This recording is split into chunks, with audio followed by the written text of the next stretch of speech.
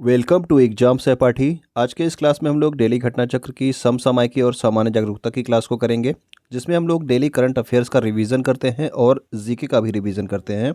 ये सभी एग्जाम्स के लिए इंपॉर्टेंट होगी क्योंकि आपके जीके और करंट अफेयर्स हर एक एग्जाम में आपसे पूछ ली जाती है। अगर आप यहाँ पे पहली बार आए हैं तो यूट्यूब पे हमें सब्सक्राइब कर सकते हैं। इसके अलावा आप टेलीग्राम पे भी, इंस्टाग्राम और फेसबुक पर भी आप हमें फॉलो कर सकते हैं।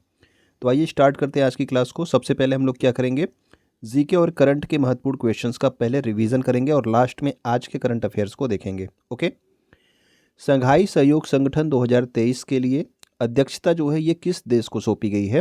तो संघाई सहयोग संगठन 2023 के लिए अध्यक्षता सौंपी गई है भारत देश को। ठीक है, यानी कि 2023 में संघाई सहयोग संगठन की अध्यक्षता कौन करेगा? भारत देश करेगा। इस वर्ष किसने की थी? तो इस वर्ष ये आयोजन हुआ था आपके समरकंद, उज्बेकिस्तान में। हाल ही में किस सार्वजनिक उपक्रम ने जैव विविधता नीति 2022 जारी की है? तो जैव विविधता नीति 2022 जारी किया गया है राष्ट्रीय ताप विद्युत निगम लिमिटेड, यानी कि एनटीपीसी जो आपकी संस्था है, ठीक है ना, विद्युत से संबंधित, इसके द्वारा पहली जो है जैव विविधता नीति 2022 जारी की गई है। नेक्स्ट क्वेश्चन है हमारा, जकार्ता इंडोनेशिया में आयोजित पुरुष हॉकी एशिया कप 2022 का विजेता कौन बना है? तो पुरुष हॉकी एशिया कप, तो एशिया कप का ये जो है हॉकी की प्रतियोगिता है और इसका विजेता रहा आपका दक्षिण कोरिया, उप विजेता रहा मलेशिया और भारत किस स्थान पर रहा? तो भारत आपके तीसरे स्थान पर रहा। तो आप कह सकते हैं कि कांस्य पदक किसने जीता? तो वो आपके भारत ने जीता। ठीक है ना। तो जकार्ता इंडोनेशिया में आयोजित हुई थी पुरुष हॉकी एशिया कप 2022। राष्ट्रीय शिक्षा नीति के क्रियान्वयन के लिए शिक्षा मंत्रियों की राष्ट्रीय सम्मेलन कहाँ पर आयोजित किया जा रहा है? तो ये आपका किया जा चुका है कहाँ पे? गांधीनगर, गुजरात में इसका आयोजन किया गया था जून 2022 में। ठीक है ना। तो ये शिक्षा मंत्री जो आपके सभी राज्यों के शिक्षा मंत्री थे, उनका राष्ट्रीय सम्मेलन था ताकि जो है राष्ट्रीय शिक्षा नीति को लागू किया जा सके और उसका अच्छे से क्रियान्वयन किया जा सके। ओके। वित्त आयोग का प्रावधान संविधान के किस अनुच्छेद में है? तो वित्त आयोग आपके अनुच्छेद 280 में दिया गया है। और जो पहली बार वित्त आयोग का गठन हुआ था वो किसकी अध्यक्षता में किया गया था? तो प्रथम वित्त आयोग केसी नियोगी की अध्यक्षता में जो है इसका गठन किया गया था। और वर्तमान में कौन सा वित्त आयोग है? तो वर्तमान में आपका 15वां वित्त आयोग कार्य कर रहा है और इसका अध्यक्ष कौन है? तो इसके अध्यक्ष हैं एनके सिंह, यानी कि नंद किशोर सिंह। भारत के 76वें ग्रैंड मास्टर कौन बने हैं? तो 76वें ग्रैंड मास्टर बने हैं आपके प्रणव आनंद, जो कि कहाँ के हैं? तो ये है आपके बेंगलुरु के। ओके। निर्वाचन आयोग का प्रावधान अगर आपसे पूछ लिया जाए कि ये संविधान के किस अनुच्छेद में है, तो निर्वाचन आयोग है आपके संविधान के अनुच्छेद 324 में। ठीक है ना। और वर्तमान में मुख्य चुनाव आयुक्त कौन है? तो यानी कि चीफ इलेक्शन कमिश्नर आपके हैं राजीव कुमार। ठीक है ना। तो वर्तमान में आपके मुख्य चुनाव आयुक्त राजीव कुमार हैं। जापान के पूर्व प्रधानमंत्री कौन थे जिनकी अभी हाल ही में गोली मारकर हत्या कर दी गई? तो नारा जापान में जो है शिंजो अबे की गोली मारकर के हत्या कर दी गई और ये जो है जापान के पूर्व प्रधानमंत्री थे और सबसे लंबे कार्यकाल वाले प्रधानमंत्री भी आपके शिंजो अबे ही थे। शिंजो अबे को भारत सरकार द्वारा पद्म विभूषण भी प्रदान किया गया है। तो ये कब प्रदान किया गया था पद्म विभूषण? तो 2021 में जो है पद्म विभूषण अवार्ड प्रदान किया गया था और 2022 में इनको नेताजी अवार्ड से सम्मानित किया गया था। किसे? शिंजो अबे को। ओके। सितंबर 2022 में भारत का पहला स्वच्छ सुजल प्रदेश किसे घोषित किया गया? तो भारत का पहला जो स्वच्छ सुजल प्रदेश है ये घोषित किया गया अंडमान निकोबार द्वीप समूह को। ठीक है ना। तो अंडमान निकोबार द्वीप समूह भारत का पहला स्वच्छ सुजल प्रदेश है, याद रखेंगे आप। नीति आयोग किस सिद्धांत पर कार्य करता है? तो जो नीति आयोग है ये सहकारी संघवाद के सिद्धांत पर कार्य करता है। ठीक है ना। यानी कि इसमें केंद्र के साथ राज्यों का भी क्या होता है? सहयोग होता है। एशिया का सबसे पुराना फुटबॉल टूर्नामेंट अगर आपसे पूछ लिया जाए कि एशिया का सबसे पुराना फुटबॉल टूर्नामेंट कौन सा है, तो वो है आपका डूरंड कप। और पहली बार ये डूरंड कप कब आयोजित किया गया था? तो 1888 में आयोजित किया गया था और इसको पहली बार किसने जीता था? तो हिमाचल प्रदेश ने जीता था। ठीक है ना। तो हिमाचल प्रदेश ने पहली बार जीता था। सबसे ज़्यादा बार मोहन बागान टीम ने जीता है, जो कि कहाँ की टीम है? तो बंगाल की टीम है। ओके। हाल ही में वर्ष के सर्वश्रेष्ठ फुटबॉल प्लेयर किसे चुना गया है? तो ये दोनों नाम आप याद रखेंगे, सुनील छेत्री, इसके अलावा मनीषा कल्याण का नाम याद रखेंगे। ठीक है। इन्हें जो है वर्ष के सर्वश्रेष्ठ फुटबॉलर प्लेयर चुना गया है और अभी हाल ही में यूरोपियन फुटबॉल लीग जो आपका होता है उसमें खेलने वाली प्रथम भारतीय महिला फुटबॉलर कौन बन गई है? तो वो भी आपकी है मनीषा कल्याण। ठीक है ना। जिन्हें जो है सर्वश्रेष्ठ फुटबॉल प्लेयर चुना गया है मनीषा कल्याण को, वो आपके अभी यूरोपियन फुटबॉल लीग में खेलने वाली प्रथम भारतीय महिला फुटबॉलर भी बन गई हैं। ओके। वर्तमान में कितने राज्य में द्विसदनीय विधानमंडल हैं? तो यानी कि जिन जिन राज्यों में आपका विधानसभा और विधान परिषद दोनों है उसकी बात हो रही है, द्विसदनीय विधानमंडल। तो ये है आपके 6 राज्यों में, कहाँ कहाँ पे? तेलंगाना में है, उत्तर प्रदेश में है, बिहार, महाराष्ट्र, आंध्र प्रदेश और कर्नाटक। ठीक है ना? तो ये आपके 6 राज्य आप याद रखेंगे जहाँ पे द्विसदनीय विधानमंडल है। आपसे पूछा जाता है कि इनमें से कौन सा एक द्विसदनीय विधानमंडल नहीं है, तो इन 6 के नाम आपको याद रहने चाहिए। तेलंगाना, उत्तर प्रदेश, बिहार, महाराष्ट्र, आंध्र प्रदेश और कर्नाटक। भारत की पहली पैरा बैडमिंटन अकादमी कहाँ पर स्थापित की गई थी? तो दिव्यांगों के लिए बैडमिंटन अकादमी की बात हो रही है, ये पैरा बैडमिंटन अकादमी, और यह स्थापित की गई थी लखनऊ, उत्तर प्रदेश में। भारत के पहले लिथियम सेल उत्पादन संयंत्र का शुभारंभ कहाँ पे किया गया? तो लिथियम सेल उत्पादन संयंत्र अभी आपको बताया गया था, ये आपके तिरुपति, आंध्र प्रदेश में इसको जो है प्रारंभ किया गया। ठीक है ना? तो ये लिथियम सेल उत्पादन संयंत्र है। नेक्स्ट हमारा है, अमृत सरोवर के निर्माण में देश के राज्यों में शीर्ष स्थान किस राज्य ने हासिल किया है? तो यानी कि जो सारे राज्य हैं उनमें से शीर्ष स्थान किसने हासिल किया? तो उत्तर प्रदेश ने पहला स्थान हासिल किया है। और दूसरे नंबर पे कौन है? तो दूसरे नंबर पे आपके मध्य प्रदेश है। तो किसके निर्माण में? तो अमृत सरोवर के निर्माण में। ठीक है ना? अमृत सरोवर के निर्माण करने की घोषणा कब की गई थी? तो ये की गई थी आपके 24 अप्रैल को। ठीक है ना? प्रधानमंत्री नरेंद्र मोदी के द्वारा। और इसमें जो है, जो पहला आपका अमृत सरोवर बना था, ये आप लोग कमेंट करके बताना। आपको कई बार बताया गया है कि पहला अमृत सरोवर जो है ये कहाँ पे बनाया गया था। ठीक है ना? नेक्स्ट हमारा है, सिंगापुर की तर्ज पर भारत की पहली नाइट सफारी कहाँ पर स्थापित की जाएगी? तो ये आपको पता होना चाहिए, लखनऊ, उत्तर प्रदेश। ठीक है ना? और किसकी तर्ज पे बन रही, किस देश के मॉडल पर? तो सिंगापुर के मॉडल पे बन रही है। ठीक है? भारत की पहली नाइट सफारी कहाँ पे? लखनऊ, उत्तर प्रदेश में। पद्म भूषण से सम्मानित किए जाने वाले पहले दिव्यांग खिलाड़ी यानी कि पैरा एथलीट कौन थे? तो पहले दिव्यांग खिलाड़ी यानी कि पैरा एथलीट आपके देवेंद्र झाझड़िया हैं, जिनको जो है पद्म भूषण से सम्मानित भी किया गया है। ओके, अब देखते हैं टोक्यो पैरालंपिक्स के बारे में। ठीक, तो ये आपका पैरालंपिक गेम है, यानी कि जो दिव्यांगों का खेल होता है उसका ओलंपिक। ठीक है ना? तो ये आपके 16वें क्रम के थे। शुभंकर का क्या नाम था? तो ये था आपका सोमेटी।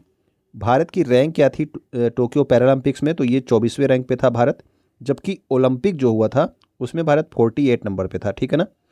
और पहले नंबर पे कौन रहा टोक्यो पैरालंपिक्स में? तो ये आपका चीन रहा। भारत ने कुल कितने पदक जीते थे? तो कुल 19 पदक जीते थे, जिसमें से आपके 5 स्वर्ण पदक थे। ठीक है ना? स्वर्ण पदक के बारे में आपको जानकारी होनी चाहिए। तो 5 स्वर्ण पदक आपके टोक्यो पैरालंपिक्स में जीते थे। तो कौन कौन लोग ने स्वर्ण पदक जीता था? सुमित अंतिल ने जीता था भाला फेंक में।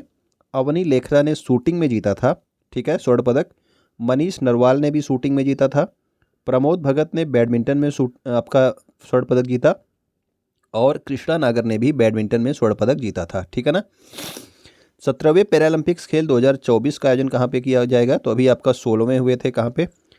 आपके कहाँ पे? तो ये आपके टोक्यो में हुए थे 2020 के। अब आपका जो आपका 17वां पैरालंपिक्स होगा 2024 में, वो कहाँ होगा? तो वो होगा आपके पेरिस में। ठीक है ना? तो ओलंपिक गेम है वो भी आपके कहाँ पे होंगे? पेरिस में होंगे 2024 में, और वहीं पे आपका पैरालंपिक गेम भी होगा। अवनी लेखरा किस राज्य के बेटी बचाओ बेटी पढ़ाओ योजना की ब्रांड एम्बेसडर बनी है? तो अवनी लेखरा अभी आपने देखा कि शूटिंग में इन्होंने गोल्ड मेडल जीता था पैरालंपिक्स में। अब इन्हें जो है राजस्थान की बेटी बचाओ बेटी पढ़ाओ योजना की ब्रांड एम्बेसडर बनाया गया है। भारत की पहली सेमीकंडक्टर प्रोडक्शन फैक्ट्री किस राज्य में स्थापित की जाएगी? तो सेमीकंडक्टर की जो प्रोडक्शन होगा उसकी फैक्ट्री स्थापित की जाएगी गुजरात राज्य में। और इसे कौन कौन मिल के जो है ऑपरेट करेंगे? तो ये आपका वेदांता ग्रुप और फॉक्सकॉन जो है, ठीक है ना, ये दोनों मिल करके ये आपका जो आपकी सेमीकंडक्टर प्रोडक्शन फैक्ट्री है इसका निर्माण करेंगे। ओके, नेक्स्ट हमारा है, सितंबर 2022 में किस राज्य ने फिल्म निर्माण उद्योगों के लिए राज्य की पहली सिनेमा पर्यटन नीति सिनेमैटिक टूरिज्म पॉलिसी 2022 लॉन्च की है? तो सिनेमा पर्यटन नीति राज्य लॉन्च की गई है गुजरात राज्य के द्वारा। अभी 2022 में असनी चक्रवात आया था, और इसका नाम असनी जो है ये किसके द्वारा किया गया? तो इस चक्रवात का नाम असनी रखा गया किसके द्वारा? तो श्रीलंका के द्वारा इसका नाम असनी रखा गया, जिसका अर्थ क्या होता है? क्रोध। माउंट मणिपुर राष्ट्रीय उद्यान कहाँ पर स्थित है? तो माउंट मणिपुर राष्ट्रीय उद्यान ये स्थित है आपके अंडमान निकोबार द्वीप समूह में। कल आपको बताया गया था कि माउंट हैरियट राष्ट्रीय उद्यान का नाम बदल के क्या रखा गया? माउंट मणिपुर राष्ट्रीय उद्यान। और ये कहाँ पे है? अंडमान निकोबार द्वीप समूह में स्थित है। बांस नृत्य या फिर बम्बू डांस, या इसी को जो है चेराव नृत्य भी कहा जाता है, या फिर चेरा नृत्य भी लिखा होता है आपको एग्जाम में। ठीक है ना? इसका संबंध किस राज्य से है? तो ये आपका त्रिपुरा का डांस है चेरा नृत्य या फिर बम्बू डांस या फिर बांस नृत्य। ठीक है, तीनों एक ही नाम है। उदयपुर राजस्थान में प्रारंभ किया गया प्रोजेक्ट बोल्ड जो है ये किससे संबंधित है? तो प्रोजेक्ट बोल्ड जो है ये कहाँ पे स्टार्ट किया गया? उदयपुर राजस्थान में, और इसका संबंध आपके बांस उत्पादन के बढ़ावा देने से है। ठीक है ना। नेक्स्ट हमारा है कि विश्व बांस दिवस कब मनाया जाता है?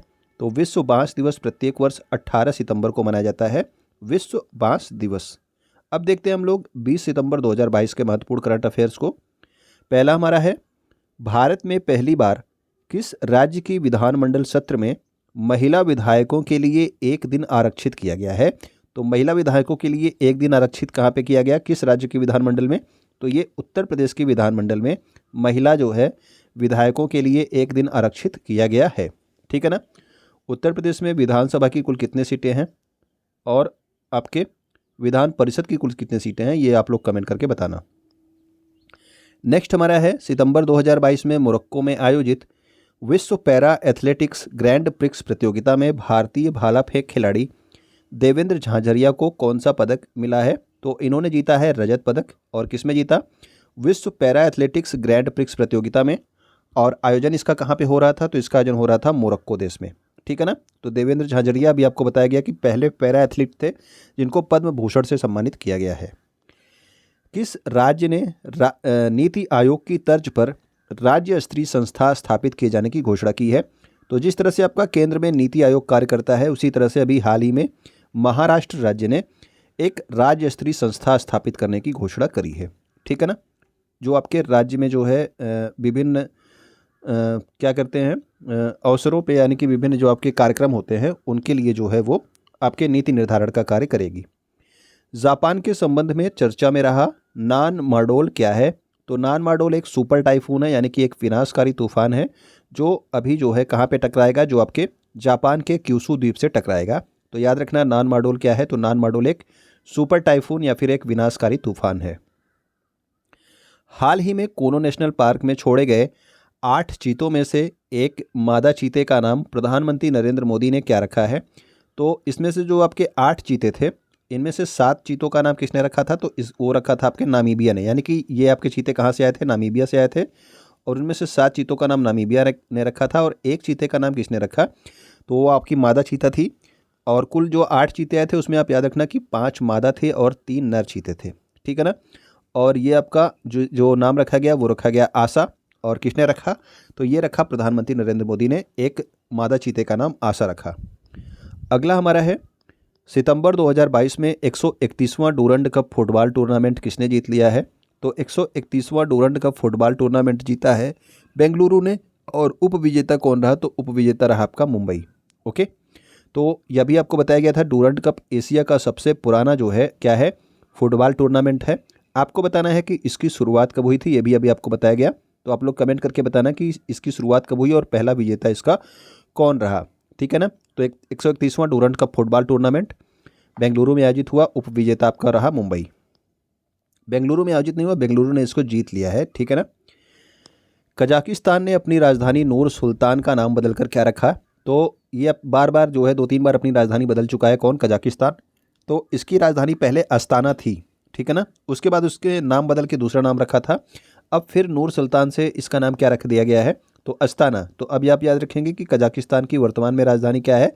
तो वो है आपकी अस्ताना। कौन सा राज्य खाद्य सुरक्षा एटलस प्रकाशित करने वाला देश का तीसरा राज्य बना है? तो खाद्य सुरक्षा एटलस अभी हाल ही में प्रकाशित किया गया किसके द्वारा? तो ये झारखंड के द्वारा प्रकाशित किया गया।